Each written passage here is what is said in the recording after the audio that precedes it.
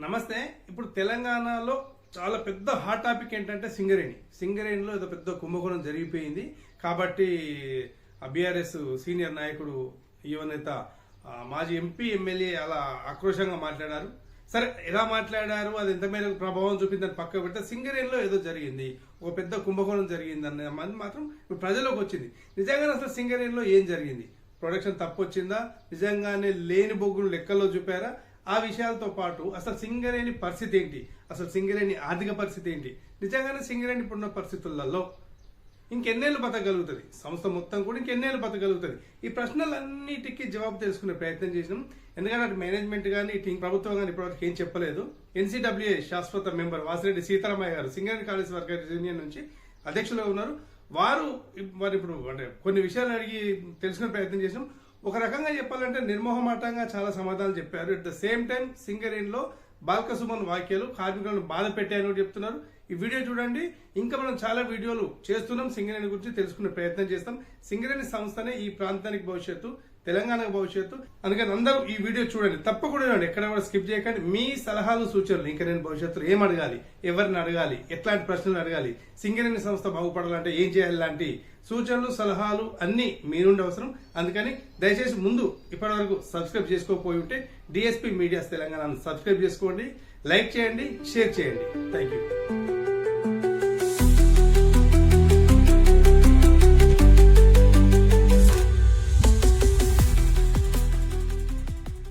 నమస్కారం సార్. దాదాపు 50 ఏళ్ళు అవుతుంది మీరు సింగరేణి కార్మిక నాయకుడిగా వచ్చి. ఇంకా మీరేం అలసిపోతలేరు సార్? ఇష్టమైన పనికి అలసట ఉండదు, ఇష్టమైన చేస్తున్నాం కాబట్టి అలసట ఉండదు. లేదు సార్, సింగరేణి సంస్థ పరిస్థితి వాస్తవం చెప్పాలంటే సింగరేణి చాలా క్లిష్ట పరిస్థితుల్లో ఉంది.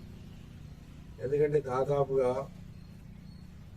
13-14 సంవత్సరాలుగా ఒక్క మైన్ కూడా కొత్తది రాలేదు. ఏదో అండర్గ్రౌండ్ మైన్ బంద్ చేస్తే దాన్ని ఓపెన్ కాస్ట్ చేయటము అటువంటి తప్ప కొత్త మైన్స్ అనేది రాలేదు. రెండోది ఏంటంటే కేంద్ర ప్రభుత్వ విధానం వలన కొత్త మైన్స్ గతంలో తెలంగాణ ప్రాంతంలో ఎక్కడ మైన్ వచ్చినా సింగరేణికి ఇచ్చేవాడు. ఇప్పుడు వాళ్ళ పాలసీ మార్చి ఏం చేస్తున్నారంటే, మీరు యాక్షన్లో పాల్గొనండి, మేము యాక్షన్ పెడతాం, ఎవరు ఎక్కువ పాడితే వాళ్ళకి వస్తుందని చెప్తున్నారు. అయితే దీనివల్ల ఏంటంటే గత ప్రభుత్వం ఏమో మనం యాక్షన్లో పాల్గొనొద్దు, మన తెలంగాణ మనకే వస్తాయి మైన్స్ అని చెప్పారు. కానీ ఆచరణలో చూస్తే ఏమైంది, వాళ్ళ పీరియడ్లోనే 2 మైన్స్ యాక్షన్ పెడితే ప్రైవేట్ వాళ్ళకి పోయింది. అసలు అర్థం చేసుకుంటే ఆ 2 మైన్స్ ప్రైవేట్ వాళ్ళకి ఎవరికి పోయినాయి? ఆ ప్రభుత్వానికి అనుకూలంగా ఉన్న వాళ్ళకే పోయినాయి. అప్పటి ప్రభుత్వంలో అందుకే వాళ్ళకి అనుకూలంగా ఉన్న వాళ్ళకే పోయినాయి. అంటే వాళ్ళకి అనుకూలానికి ఇప్పించుకోవడానికే సింగరేణి యాజమాన్యాన్ని మీరు పాల్గొనొద్దని చెప్పారు. సరే, దానివల్ల అది అయిపోయింది. సరే, వాళ్ళైనా తీయగలిగారంటే ఆ మైన్ తీయలేదు. ఎందుకంటే ఎల్లందులో వచ్చినటువంటి ఓసీ 3 ఏదైతే ఉందో అది 170 యాక్ట్ ఉన్నటువంటి ఏరియాలో ఉంది. కాబట్టి ఎటువంటి పరిస్థితుల్లో వేరే వాళ్ళు చేయడానికి వీల్లేదు. అయితే పబ్లిక్ సెక్టర్గా గవర్నమెంట్ చేయాలి, లేదా అంటే ఏదైనా ప్రైవేట్ వాళ్ళు అంటే మన ఎస్టీ కమ్యూనిటీకి సంబంధించినటువంటి వాళ్ళు, ట్రైబల్ కమ్యూనిటీకి సంబంధించిన వాళ్ళు తీయవచ్చు. ఓన్లీ కమ్యూనిటీకి సంబంధించిన వాళ్ళంటే మళ్ళీ అండర్గ్రౌండ్ మైనింగ్ లో అనుభవం ఉన్న సంస్థలు ఉండాలి కదా. అదే అందుకనే అట్లాంటిది ఆ ఎస్టీ కమ్యూనిటీలో అట్లా తీయగలిగి ఆ మైండ్ నడపగలిగే వాళ్ళు ఉండరు కాబట్టి, చేయలేరు కాబట్టి అది ఎటువంటి పరిస్థితుల్లో పబ్లిక్ సెక్టరే చేయాలి. దాని కొరకే వాళ్ళు మైండ్ తీయలేకపోతున్నారు. అట్లనే సత్తుపల్లి మైన్ కూడా తీయలేరు. ఎందుకంటే సత్తుపల్లిలో వాళ్ళకి ఓన్లీ ఉప్పు తీసుకునేంత ప్లేసే ఉంది తప్ప ఆ తీసిన మట్టిని పోసే ప్లేస్ లేదు. కాబట్టి ఈ 2 చేయలేదు. అది ఓసి ఈ 2 కూడా చేయలేదు. కాబట్టి ఈ 2 కూడా మనకే సింగరేణికే ఎప్పటికైనా రావాల్సిందే, ఇవ్వాల్సిందే అని చెప్పేసి మనం అడుగుతున్నాం. కానీ కేంద్ర ప్రభుత్వం, రాష్ట్ర ప్రభుత్వం కూడా ఈ మధ్యకాలంలో ఏం చేస్తున్నారంటే ఆ ప్రైవేట్ వ్యక్తికే ఇప్పించడానికి, అంటే ఎట్లా ఆ తీసిన మట్టిని మన సింగరేణి మైన్ లో పోసి, సింగరేణి ప్లేస్ లో పోసి వాళ్ళకి మైన్ ఇప్పించాలనే ఒక ప్రయత్నం కూడా ఇండైరెక్ట్ గా జరుగుతుంది. ఇది ఇంకా కూడా ఒక వ్యక్తికే కట్టబెట్టాలనే అదే ప్రయత్నం జరుగుతుంది. అప్పటి నుంచి కూడా గవర్నమెంట్ నుంచి గత ప్రభుత్వంలో వాళ్ళు అది చేస్తే ఈ ప్రభుత్వంలో కూడా కంటిన్యూ చేస్తుంది. కంటిన్యూ జరుగుతుంది. బొగ్గల శాఖ మంత్రి తెలంగాణ వాడే కిషన్ రెడ్డి గారు, ఆయన్ని కూడా కలిసి మేము చెప్పాం ఈ విధంగా ఉంది కాబట్టి ఆ 2 మైన్స్ మనకి వచ్చేది చూడాలని చెప్పాం, ప్రయత్నం చేస్తామని చెప్పాడు. కానీ ఇంతవరకు చేయలేదు. ఆ 2 మైన్స్ వస్తేనన్నా కొంత పీరియడ్ నడుస్తుంది. అట్లనే ఇంకో 2-3 మైన్స్ కొత్తవి మనం యాక్షన్ లో పాల్గొనైనా సరే మనం తీసుకుంటే సింగరేణి కాబట్టి కొంచెం భవిష్యత్తు ఉంటుంది. ఎక్కడ సార్ సింగరేణి ప్రాంతాలు ఎక్కడ అవకాశం ఉండదు? ఇప్పుడు మణుగూరు ఓసీ ఎక్స్టెన్షన్ అనేది ఒకటి ఉంది, అది మనం తీసుకుంటే అది అవుతుంది. అట్లనే తాడిచెర్ల 2 ఉంది, అది మనం తీసుకుంటే అవుతుంది. మన బెల్లంపల్లి దగ్గర అక్కడ ఒక మైన్ వచ్చే అవకాశం. అంటే తీసుకోవడం అంటే ఖచ్చితంగా మనం యాక్షన్ లో పార్టిసిపేట్ చేయాల్సిందే. Central government rule last time అయింది, అది అంతే. ఇప్పుడు వేరే ఆప్షన్ లేదు. దీనికి మన పార్లమెంట్ లో చట్టమైంది, దాన్ని మనం ఎంత కొట్లాడినా వాళ్ళు ఇచ్చే అవకాశం లేదు కదా. ఇప్పుడు ప్రెసెంట్ సిచ్యువేషన్ 2026 ఇప్పుడు చాలా పెద్ద గొడవ జరుగుతుంది సింగరేణికి సంబంధించి. 40 లక్షల మిలియన్ టన్నుల బొగ్గు లెక్కలో చూపించున్నారు. అది ప్రస్తుతం నిలువ ఎక్కడ లేదు, ఎట్లా మాయమైంది అనే ఇష్యూ అయ్యి మీరేమంటారు? అది గత సంవత్సరం 2024-25 సంవత్సరానికి మనకి 64 మిలియన్ టన్నులు వచ్చిందని చూపించారు. కానీ యాక్చువల్గా 60 మిలియన్ టన్నులు వచ్చింది. 4 మిలియన్ టన్నులు అదనంగా చూపించారు. 40 మిలియన్ టన్నులు 4 మొత్తం వచ్చిందే మనకి 60 మిలియన్.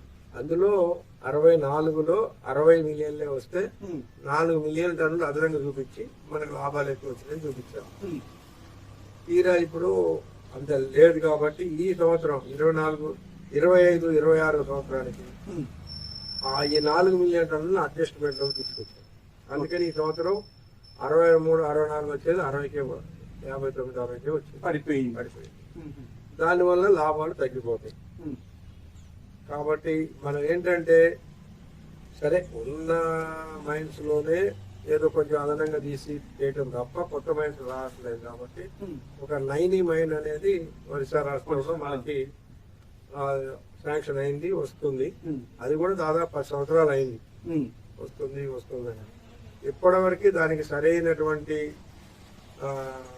ప్రొడక్షన్ రావట్లేదు. ఎందుకంటే అసలు ఆ తీసిన బొగ్గుని బయటికి పంపించడానికి అవకాశం లేని పరిస్థితి. ఈ మధ్య కాలంలో ఈ 3-4 నెలల కాలంలో ఆ బొగ్గుని బయటికి పంపించడానికి ఒక ప్రైవేట్ టెండర్ ఇచ్చి ప్రైవేట్ రోడ్ ద్వారా ఎక్కడికి వెళ్ళాలి సార్? అక్కడ నుంచి రైల్వే పోవాలంటే దాదాపు ఒక 5-6 విలేజెస్ వచ్చి పోవాలి. ఆ స్టేట్ లో విలేజెస్ యాక్సెప్ట్ చేయట్లేదు. అయితే ఇప్పుడు ప్రైవేట్ వాడికి ఇచ్చారు కాబట్టి వాడు మేనేజ్ చేసుకొని తీసుకోవాలి.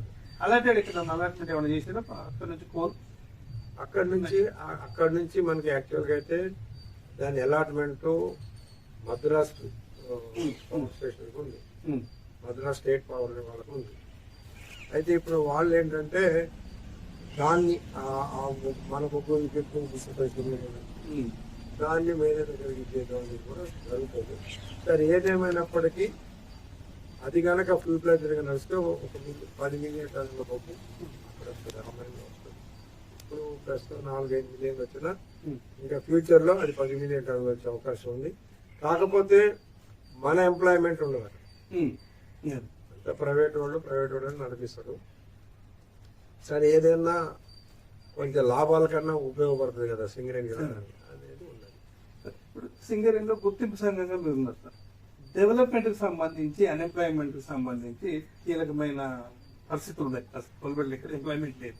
దీనికి సింగరేణికి సంబంధించి ఎంప్లాయ్మెంట్ ఏమైనా చేసే అవకాశాలు ఏమైనా? ఒకవేళ ఓసీలు వచ్చినా కూడా కొత్త ఎంప్లాయ్మెంట్ ఏమైనా? అసలు సర్ప్లస్ మ్యాన్ పవర్ అని దాదాపు 6-7 మంది ఎక్కువ ఉన్నారని ప్రభుత్వం గత సంవత్సర కాలం నుంచి మనకి ఇస్తున్నటువంటి ఎంప్లాయ్మెంటే ఇవ్వకుండా ఆపేశారు. మెడికల్ బోర్డు ఆపేశారు, డిపెండెన్సీ జాబ్లు ఆపేశారు. దీనికి కారణాలు ఏం చెప్పినా అసలు కారణం ఏంటంటే వాళ్ళు అనేది సర్ప్లస్ మ్యాన్ పవర్ ఉందనేది వాళ్ళ ముఖ్య ఉద్దేశం. ఇప్పటికి కూడా 6-7 వేల మంది ఎక్కువ ఉన్నారని. మొత్తం మీద 20-25 వేలు పర్మనెంట్, ఇంకో 20 వేలు కాంట్రాక్ట్ ఉన్నట్టు ఉంటుంది. మొత్తం 40 వేలు ఉన్నట్టు 38 వేల మంది పర్మనెంట్ కార్మికులు ఉన్నారు. ఓకే. 2,000 మంది చిల్లర ఆఫీసర్స్ ఉన్నారు. ఇంకో 30,000 మంది దాకా కాంట్రాక్ట్ వర్కర్స్ ఉన్నారు. అని ఒకవేళ కనుక ఇప్పుడు వీళ్ళను అడ్జస్ట్ చేయాలనుకునే ఆలోచనతో ఇప్పుడు కొత్తగా డిపెండెంట్ గానీ మెడికల్ బోర్డు పెట్టలేదు అనుకుంటున్నారు. అందుకే ఆపుతున్నారు. అంటే అందుకే ఆపుతున్నారు. కానీ పైకి ఏం చెప్తున్నారంటే మెడికల్ బోర్డులో అవకతవక జరిగింది, మేము దీని మీద ఏసీబీ కేసు జరుపుతున్నాం, విచారం జరుపుతున్నాం అని మంత్రి గారు ప్రకటన చేశారు. భట్టి గారు దానికి అసలు కారణం ఏంటంటే సర్ప్లస్ మ్యాన్ పవర్ అనేది ఆపుతా ఉన్నారు. భట్టి గారు అనే టాపిక్ వచ్చేసరికి అతనే ఒక మైకి సంబంధించి, ఒక ఓటీకి సంబంధించి, లేదా ఒక ఓసీకి సంబంధించి 25,000 కోట్ల రూపాయలు కొత్తగూడెం మా ప్రాంతం నుంచి మనకి పేపర్లో వచ్చినట్టు భట్టి విక్రమార్క గారి కుంభకోణం చేశారు. 25,000 కోట్లు 25,000 కోట్ల కుంభకోణం చేసింది నాకు తెలియదు. కానీ సింగరేణికి రావాల్సిన డబ్బుని మాత్రం 56,000 కోట్ల రూపాయలు ఇప్పటి వరకు సింగరేణికి ఇవ్వాల్సిన డబ్బుని జెన్కో ట్రాన్స్కో ఆయనే దానికి మినిస్టర్, డైరెక్టర్, ఎనర్జీ మినిస్టర్. కాబట్టి ఆయన ఆ డబ్బులు ఇవ్వకుండా సింగరేణికి నష్టం జరుగుతుంది. ఇప్పుడు వాస్తవం చెప్పాలంటే సింగరేణిలో మైన్స్ లో చాలా చోట్ల చూస్తే సేఫ్టీకి సంబంధించినటువంటి వస్తువులు కూడా లేవు. ఏంటి కారణం అని అంటే డబ్బులు లేదు కాబట్టి వాళ్ళకి. ఇప్పుడు డబ్బులు మనం బిల్లులు ఇవ్వట్లేదు కాబట్టి కాంట్రాక్టర్కి వాడు సప్లై చేయడం లేదు. ఒకవేళ ఎవడన్నా సప్లై చేస్తే ఎవడు చేస్తాడు? నాసి రకం తయారు చేసినవాడు సప్లై చేస్తాడు. ఇంకో సంవత్సరానికి ఇచ్చిన పర్లేదు, 6 నెలలకి ఇచ్చిన పర్లేదు అని వాడు నాసి రకం వాడు ఇస్తాడు. మంచి స్టాండర్డ్ వస్తువు తయారు చేసిన వాడు డబ్బులు ఇచ్చి తీసుకోబాగుంటాడు. అందుకని మనకి నాసి రకం వస్తువులే వస్తున్నాయి. కొన్ని చోట్ల అసలు కొన్ని వస్తువులు కూడా రావడం లేదు. దీనివల్ల కార్మికులకి చాలా ఇబ్బంది అవుతుంది మైన్స్ లో. ఈవెన్ షూ, కార్మికులు వేసుకునే బూట్లు ఒకప్పుడు మేము బాటా షూ ఇవ్వాలని మేనేజ్మెంట్ ఒప్పించి ఇప్పించాం. బాటా షూ ఇస్తే కనీసం 1.5-2 years ఉండేది. ఇప్పుడు వచ్చే షూ 2 నెలలు 3 నెలలు కూడా ఉండవు. ఏంటంటే బాటా షూ కంటే డబ్బులు ఎక్కువ, బాటా షూ వాడికి ముందే డబ్బులు కట్టాలి, వాడి ముందు వద్దయ్యాడు. కాబట్టి ఎట్లా ప్రతి వస్తువు అది ఇప్పుడు కార్మిక సంఘాలు కూడా కంప్లీట్ బలహీనపడ్డాయి. వాస్తవం చెప్పాలంటే ఒక సింగరేణే కాదు, భారతదేశ వ్యాప్తంగా 1991 తర్వాత మెల్లమెల్లగా ట్రేడ్ యూనియనిజం తగ్గుతూ వచ్చింది. ఎప్పుడైతే పివి నరసింహరావు గారు అప్పుడు నూతన ఆర్థిక పారిశ్రామిక విధానాన్ని చట్టం తీసుకొచ్చారు, ఆ దెబ్బలో చాలా పబ్లిక్ సెక్టర్ ఇండస్ట్రీస్ క్లోజ్ అయిపోయింది. 92, 93, 94, 95 ఆ ప్రాంతంలో కొన్ని వందల ప్రభుత్వ రంగ పరిశ్రమలు ఈ దేశంలో మూతపడ్డాయి. ఆ తర్వాత ఉన్నటువంటి పబ్లిక్ సెక్టర్ ఇండస్ట్రీస్ లో కూడా మెల్లమెల్లగా అవుట్ సోర్సింగ్ సిస్టాన్ని ఎక్కువ చేసి పర్మనెంట్ కార్మికులు తగ్గించుకుంటా, అదేందా అంటే లేకపోతే ఇండస్ట్రీ ఉండదు అంటాడు. నువ్వు వెనక అవుట్ సోర్సింగ్ వాళ్ళని పెట్టకుండా ఈ 30,000 మందిని సింగరేణిలో పర్మనెంట్ కార్మికుల్లో పెట్టి చేస్తే సింగరేణి రేపే క్లోజ్ అవుతుంటాడు. అంటే జీతాలు ఎక్కువ వస్తుంది కాబట్టి అంతే కదా. దానివల్ల అందుకని వాళ్ళు మెల్లమెల్లగా కొంత అవుట్ సోర్సింగ్ పెంచుతూ అది చేస్తూ వచ్చారు.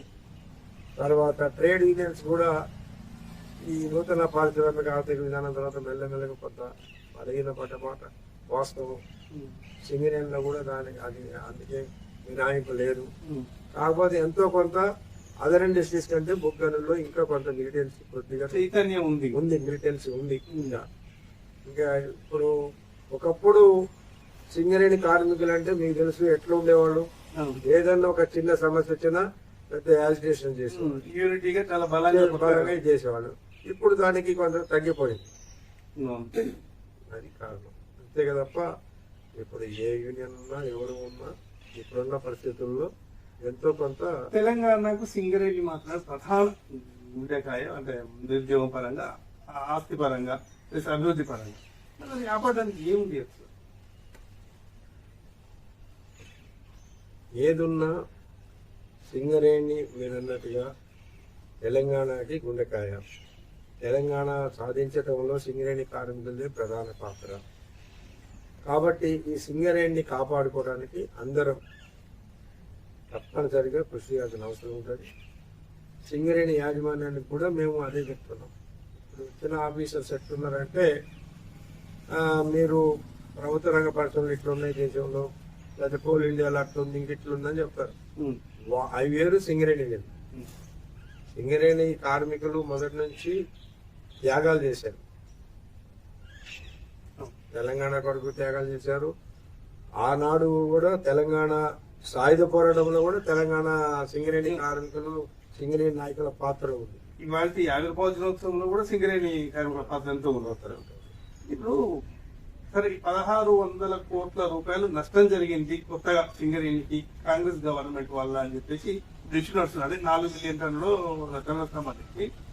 ఈ క్రమంలో సింగరేణి కాపాడుకోవడానికే నేను రెచ్చగొట్టిన కార్మికులను, నేను రెచ్చగొట్ట వ్యాఖ్యలు చేసిన గవర్నమెంట్ పట్టించుకోవట్లేదు అని చెప్పేసి బాలకృష్ణ గారు ఆయన వ్యాఖ్యలు మీరెక్కదు సింగరేణి కార్మిక నాయకులు, సింగరేణి నాయకులు. సింగరేణి సమస్య కొరకు పోరాటాలు చేయడంలో తప్పులేదు. మిలిటెంట్స్ పోరాటాలు కూడా చేయొచ్చు, చేయాలి కూడా.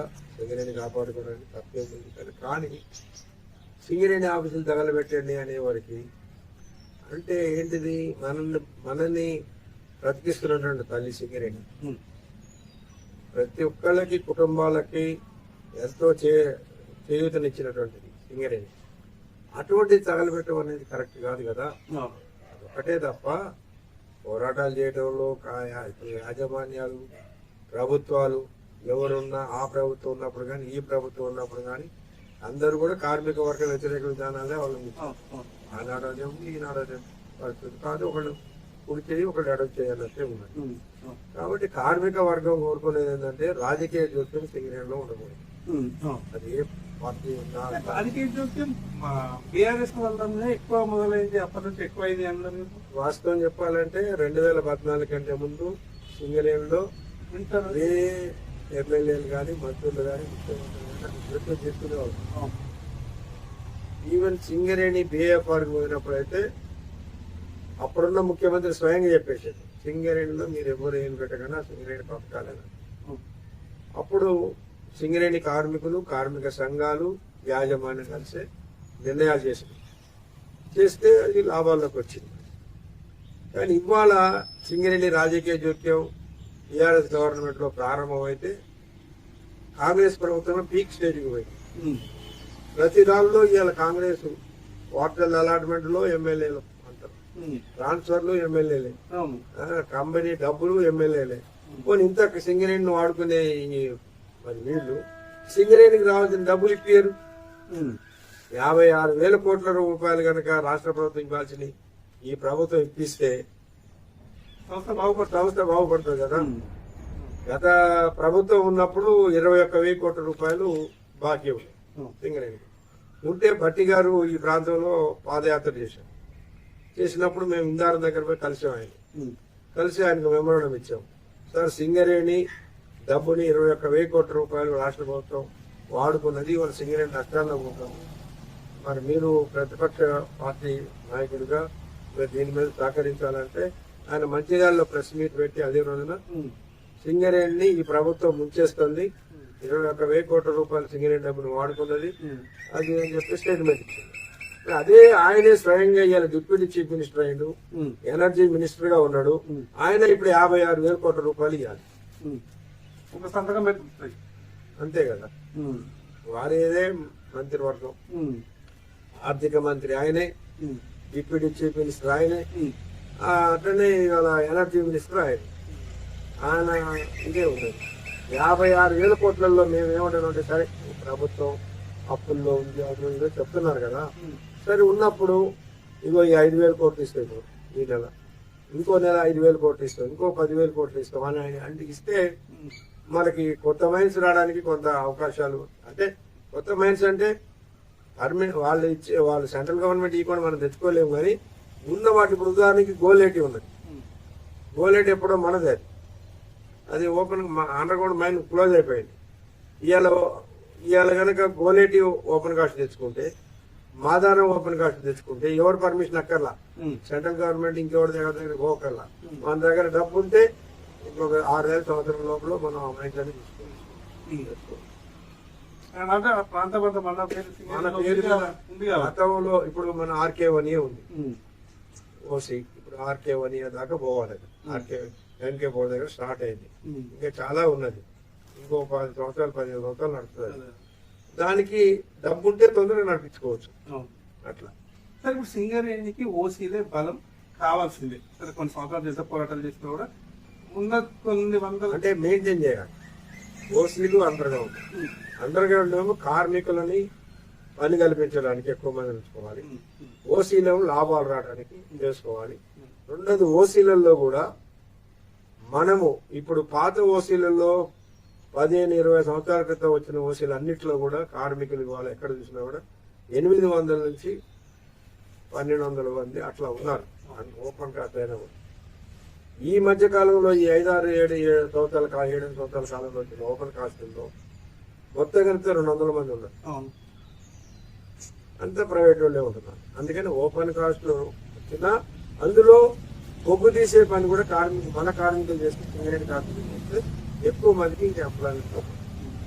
At the same sir Ramakrishnapur, Mandamarri, Bellampalli, Srirampur ఇట్లాంటి ప్రాంతాలను చూస్తే సింగరేణి మీద ఆధారపడి బ్రతుకుతున్న ప్రాంతాలు. ఇప్పుడు సింగరేణి అటీట్ అయినప్పుడు ఈ ప్రాంతాలు కూడా కంప్లీట్ నిర్జీవం అయిపోయింది. ఎట్లా సార్ అంటే వీటికి ఏమన్నా ఏరియా డెవలప్మెంట్ సంబంధించి ఫండ్స్ అంటే సింగరేణి ఫండ్స్ అన్ని సిద్దిపేటకి సిటీలకి తలపోయింది లాస్ట్ గవర్నమెంట్. ఇప్పుడు ఇంకా గవర్నమెంట్ కాదు, ఈ గవర్నమెంట్ ఈ గవర్నమెంట్ కూడా పోతుంది. లాస్ట్ గవర్నమెంట్ చేసిందని మనం అందరం తప్పు పట్టాం. కాంగ్రెస్ తప్పు పట్టింది, అందరం తప్పు పట్టాం. వీళ్ళు ఏం చేస్తున్నారు? వీళ్ళు అదే చేస్తున్నారు కదా, అదే చేస్తున్నారు. ఇప్పుడు వీళ్ళైనా CSR నిధులు గాని DMFT నిధులు గాని తీసిపోయి ఎక్కడో ఖర్చు పెట్టుకున్నాను కదా. సింగరేణి కార్మిక సంఘాలు ఆపలేకపోతున్నాయి. అది మనది లేదు కదా, మన పరిధిలో లేదు. సింగరేణి కార్మిక సంఘాల పరిధి ఏంటంటే కార్మికులు వాళ్ళ హక్కులు ఇంటికే ఉంటుంది. కానీ CSR ఫండ్స్ ఎక్కడ ఖర్చు పెట్టాలి, DMFT నిధులు ఎక్కడ ఖర్చు పెట్టాలి, ఇదంతా గవర్నమెంట్ పాలసీ, కంపెనీ పాలసీ.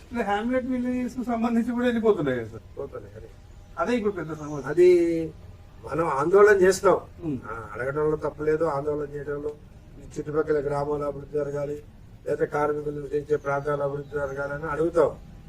కానీ ఎక్కడ ఖర్చు పెట్టాలి, ఎట్లా చేయాలనేది గవర్నమెంట్ పాలసీ. ఇప్పుడు రాష్ట్ర ప్రభుత్వం మీద, కాంగ్రెస్ ప్రభుత్వం మీద ఒత్తిడి చేయడానికి ఏ విషయంగా ఏం చేయబోతున్నారు? మనము సింగరేణిలో ఒత్తిడి అంటే ఈ ధర్నాలు ఇవి మామూలుగా జరుగుతాయి, కానీ అంతిమంగా సమ్మె జరిగితేనే ప్రభుత్వాలు దిగొస్తాయి. కాబట్టి సమ్మె అనేది తప్పనిసరిగా చేయాల్సి వస్తుంది.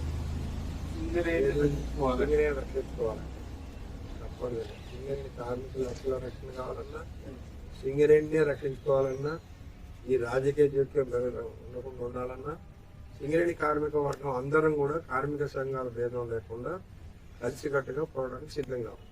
48 ఏళ్లుగా సింగరేణి కార్మిక వర్గాలను కార్మికులను పట్టుకొని నడుస్తున్నారు మీరు. ఇప్పుడు సమ్మె చేసి కొత్తగా హక్కులు సాధించుకునే దిశగా కార్మికులు ఉన్నారు సార్. అంటే మేనేజ్మెంట్ కూడా ఇదే అంటే సీనియర్ కార్మికులకు మేనేజ్మెంట్ కూడా ఏమంటదంటే సింగరేణి కార్మికులు ఇప్పుడు ఎవరు మీరు చెప్పిన సమ్మె చేయరు కానీ అవసరం అయితే అన్ని కార్మిక సంఘాలను కలిసికట్టుగా కనుక చేస్తే తప్పనిసరిగా చేస్తారు. ఇప్పుడు మైన్స్ కేటాయించాలనే విషయంలో కావచ్చు, అదే ఇవి రద్దు చేయాలి, ఇది మనకి 4 కోడ్లు రద్దు చేసి, లేబర్ కోడ్లు రద్దు చేసి మా చట్టాలే ఉండాలనే దాని కొరకు కావచ్చు. ఎన్నిసార్లు పిలిపించినా సమ్మె చేసేది కార్మికులు, సింగరేణి కార్మికులు. సింగరేణి కార్మికుల్లో ఇంకా మిలిటెన్సీ ఉంది, కాకపోతే పూర్వం అంత లేదనేది వాస్తవం.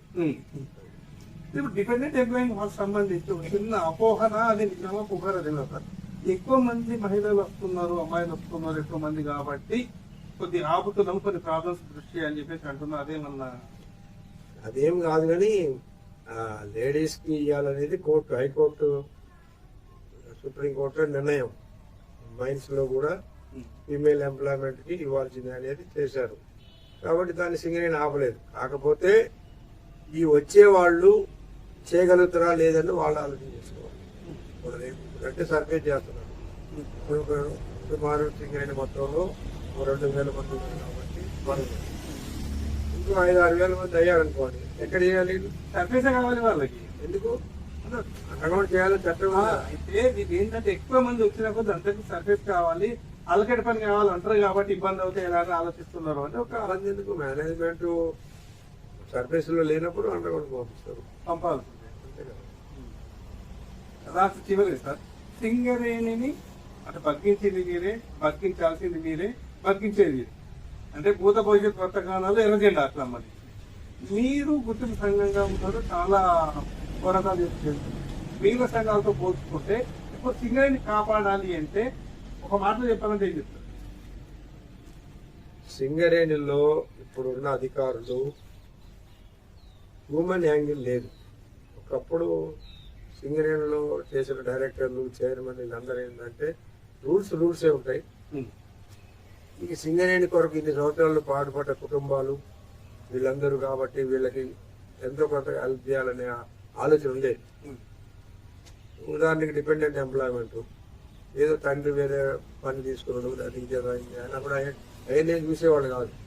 ఇంటర్వ్యూలు ఏమడిగేవాళ్ళు, ఆ దిగిపోయిన కార్మికుడికి ఈయన కొడుకా కాదా, ఈయన అల్లుడా కాదా, ఇంతవరకే చూడరాదా అనేది ఉండేది. ఇప్పుడు వీళ్ళు ఈ ఎంప్లాయ్మెంట్ ఎక్కువ కావాలి ఏం చేస్తున్నారు, వాళ్ళ తాత ఎక్కడ పని చేస్తున్నారు, వాళ్ళ తండ్రి ఎవరు, వాళ్ళ తాత ఎవరు, నేను ఎక్కడ తీసుకోండి ఈ పని ఎట్లా వచ్చింది కానీ అన్ని తీసి విజిలెన్స్ ఎంక్వైరీ చేసి డిపెండెంట్ ఎంప్లాయ్మెంట్ ఎక్కువ ఏదో ఒక రకంగా ఎక్కువ హ్యూమన్ యాంగిల్ అనేది లేదు. తర్వాత రెండోది సిక్ అయిన పర్సన్స్ ఉంటారు. ఇట్లాంటి ఇండస్ట్రీలో పనిచేసినప్పుడు సిక్ సహజమైంది. అటువంటి వాళ్ళు మెడికల్ పోతే అన్ఫిట్ అవుతారు. ఇప్పుడు మేనేజ్మెంట్ ఏమంటున్నారు, ఇన్వాలిడేషన్ అంటే మంచం మీద నుంచి లేవలేనోడు ఇన్వాలిడేషన్ అంట. అది మానవత్వం కాదు కదా. ఎందుకు గతంలో కూడా ఎందుకు చేశారు, లిబరల్ గా ఎందుకు చేసేవాళ్ళు అంటే సింగరేణి కార్మికుడు 50 సంవత్సరాలు దాటిన తర్వాత బావిలో పనిచేసిన కష్టం కాబట్టి అన్ఫిట్ చేస్తే కొట్టుకోడు వస్తారు. రెండోది కంపెనీ కూడా లాభమే, వాళ్ళు ఆలోచన చేయరు. ఇప్పుడు దిగిపోయే కార్మికుడికి 1,40,000 ఇస్తే 60,000 50,000 వస్తాయి, సగం కలిసి వస్తుంది.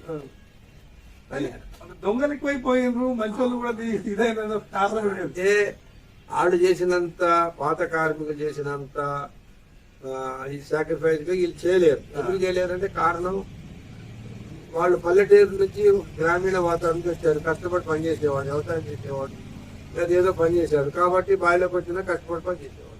ఇప్పుడు అదే చదువుకొని వచ్చారు, వాళ్ళు కష్టపడే తత్వం పని లేదు కాబట్టి ఏదన్నా చదువుకున్న వాళ్ళు చేసే పనులు అయితే చేయగలుగుతారు కానీ ఇలాంటి 3 పని చేయలేదు ప్రస్తుతం.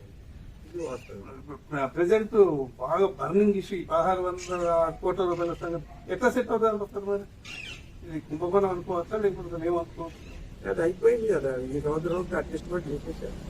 ఇప్పుడు టీఆర్ఎస్ గొడవలే కదా కంపెనీ అంతకుముందు సంవత్సరం రాని బొగ్గుని 4 లక్షలు ఎక్కువ చూపించారు. ఈ సంవత్సరం వచ్చిన బొగ్గులు 4 లక్షలు తగ్గించుకున్నారు. ఇప్పుడు ఈ సినిమా ప్రాక్టీస్ అయిపోతుంది మేనేజ్మెంట్ జరిగింది అసలు ఇది కాదు. ఇప్పుడు వాళ్ళ అధికారులు అసలు ఎప్పుడైనా సింగరేణి ఎట్లుండేవాళ్ళు అంటే పాత రోజుల్లో అధికారులు ఈ సింగరేణిని కాపాడాలి బాధ్యత చేసేవాళ్ళు. ఇప్పుడు వచ్చిన అధికారులు ఎట్లుంటారంటే రాజకీయ నాయకుల్లాగా అయిపోయారు. మా పీరియడ్ లో ఇంత లాభాలు చూపించాలి, మా పీరియడ్ లో మేము ఇంత చేసినట్టు చూపించాలని ఒక తత్వం తప్ప ఏదైనా సింగరేణి అనేది వాళ్ళు చేస్తున్నారు.